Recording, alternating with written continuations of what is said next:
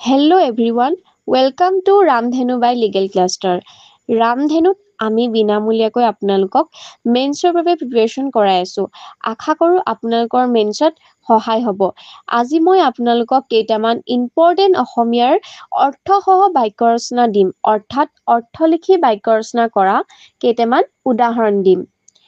হাতত খুটি ধৰা, অৰ্থটো হ'ল নিৰাশ হোৱা।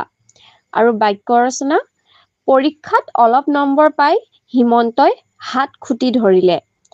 নেক্সটটো হ'ল কাণত তুলা দিয়া, অৰ্থ হ'ল কাণ সাৰ নিদিয়া বা নুশুনা। শ্ৰেণীকোঠাত শিক্ষকে পঢ়াই থাকোঁতে মনুৱে কাণত তুলা দি আছিল। খাই পাত ফলা, অৰ্থটো হ'ল অশলাগী। খাই পাত ফলা মানুহক কোনেও ভাল নাপায়। গাই চাই ফুৰ, অৰ্থটো হ'ল সাৱধানে ফুৰ। অচিনাকি ঠাইত গা চাই ফুৰা উচিত। ঢেঁকীৰ মূৰত দুৱাৰ, অৰ্থটো হ'ল অতি সহজ কাম। তোমাৰ বাবে এই প্ৰশ্নটো ঢেঁকীৰ মূৰত দুৱাৰ। হাঁহি হাঁহি খোৱা, অৰ্থটো হ'ল অতি সুখী হোৱা। বৃত্তি লাভ কৰি তেওঁ হাঁহি হাঁহি খাইছিল। মূৰ দাঙি উঠ, অৰ্থটো হ'ল উন্নতি কৰ বা উন্নতি কৰা। ল'ৰাকেইটাই কাম কৰিব পৰা হোৱাৰে পৰা ঘৰখনে মূৰ দাঙি উঠিলে।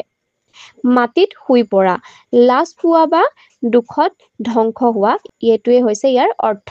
ভুলটো ধৰা পৰাত সিহঁত মাটিত শুই পৰিল। উঠি পৰিলাগ, নেৰানেপেৰা চেষ্টা, অৰ্থটো হ'ল নেৰানেপেৰা চেষ্টা। ৰাইজে উঠি পৰি লগাৰ বাবে ৰাস্তাটো হৈ উঠিল। আজি ভিডিঅ'টো ইমানতে সামৰিছোঁ আৰু ৰামধেনু বাই লিগেল ক্লাষ্টাৰ ভিডিঅ'টো চোৱাৰ বাবে ধন্যবাদ।